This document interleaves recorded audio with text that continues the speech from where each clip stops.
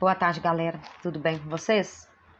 Bom, vamos dar continuidade aos nossos estudos, falando sobre vozes do verbo ou vozes verbais. Bom, para falar de vozes verbais, a gente vai precisar analisar a partir do verbo.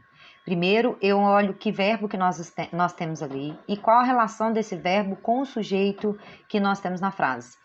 Então, no segundo slide, vocês têm uma tirinha do Armandinho, gosto muito das tirinhas dele, pela relação política, social, econômica relacionada à nossa realidade.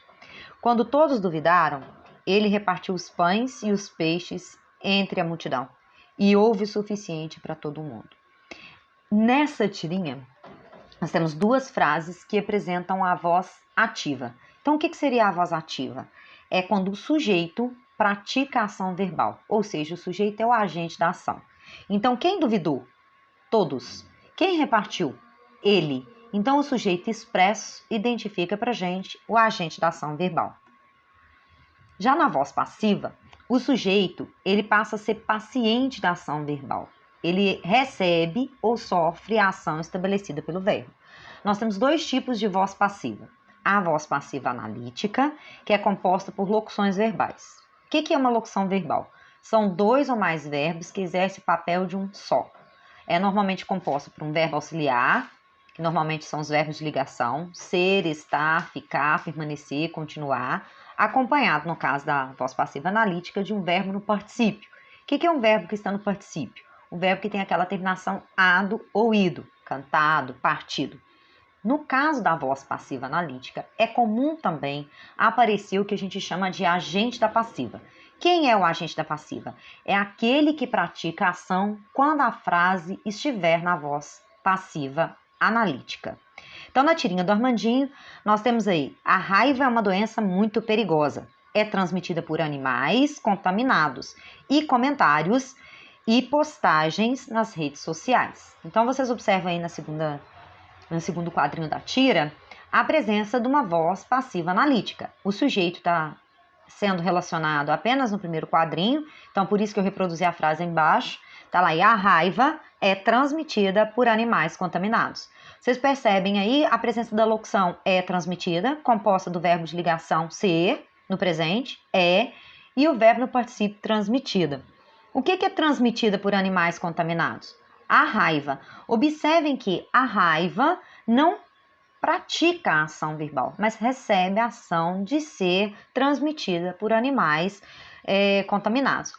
Já esse termo, por animais contaminados, é o agente da passiva, que é aquele que praticou a ação com a frase na voz passiva.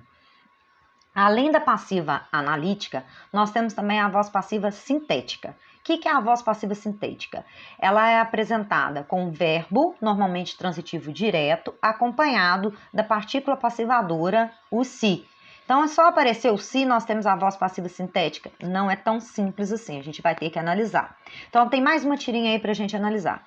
Com educação se combate a violência, as drogas, o desemprego, a injustiça, preconceitos, a ignorância. É estranho porque parece que a intenção é combater a educação.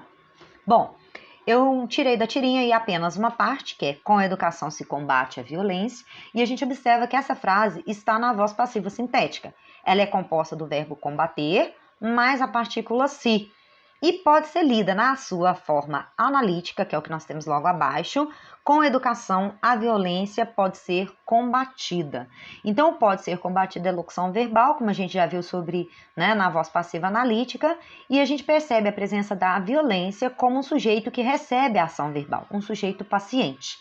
Então, quando vocês analisam a voz passiva sintética, que é a frase anterior, a gente observa que a violência, embora apareça o papel de objeto do verbo combater, é, na verdade, um sujeito paciente.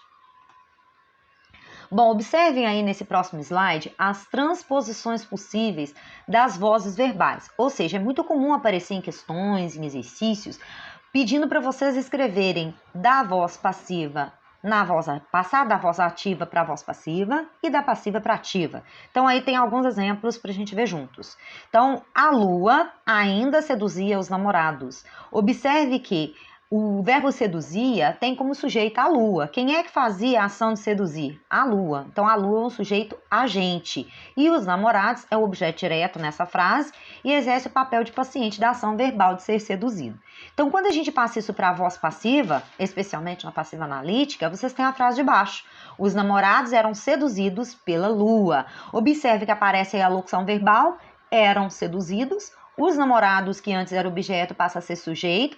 É um sujeito paciente, porque está recebendo a ação verbal, e aparece aí a presença do agente da passiva no pela lua, que a lua que é o agente da ação nessa frase, na voz passiva analítica. Mais duas para a gente comentar aí. A sociedade devolve a confiança ao povo. A sociedade é um sujeito paciente, um sujeito agente. Por quê? Porque ela é que devolve o quê? A confiança a quem? Ao povo. Aqui nesse caso, o verbo devolver exerce o papel de verbo transitivo direto e indireto. Ou seja, nós temos os dois objetos aí presentes. Observem que quando eu faço a transcrição para a voz passiva analítica, a confiança passa a ser meu sujeito. A confiança ao povo é devolvida pela sociedade.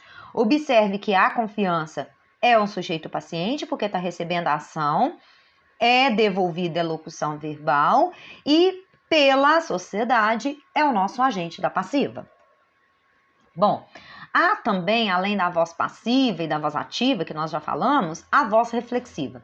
A voz reflexiva ela pode ser subdividida em reflexiva e reflexiva recíproca. Bom, quando o sujeito for agente e paciente ao mesmo tempo, disse que a voz então é reflexiva. Pode ser apenas reflexiva quando esse sujeito pratica e recebe, e esse pronome vai equivaler a si mesmo, a mim mesmo, a nós mesmos, como vocês têm aí na tirinha do Armandinho. Ele dirigia e usava o telefone para não perder tempo. Um dia bateu em um poste. Claro, era uma questão de tempo. Teve sorte, ninguém se feriu, só perdeu dinheiro e muito tempo. Observem aí que na última parte do quadrinho, né, no último quadrinho da tira, nós temos a frase ninguém se feriu. Então, notem que o verbo ferir, ele pede aí um sujeito. Quem é que se feriu ou não se feriu, né? O ninguém. Ninguém feriu a quem? A si mesmo, como vocês veem reproduzido. Então, esse si equivalendo a si mesmo vai marcar a presença da voz reflexiva. Então, o sujeito ninguém, ele pratica a ação de ferir e a quem que ele está ferindo? A ele mesmo. Por isso, a voz é reflexiva. Quando a gente fala da voz reflexiva recíproca, essa ação, né, o sujeito que é agente e paciente ao mesmo tempo, ele normalmente apresenta-se no plural ou um sujeito composto. Por quê? Porque essa ação, a ação que eu vou praticar com alguém também vai voltar para mim de igual magnitude. Então, vocês têm aí, como andam as coisas no país, deveriam prender todos os responsáveis. Quando iremos nos entregar? Então, nessa última frase, cabe-se ambas interpretações, a da voz reflexiva e a da voz reflexiva recíproca.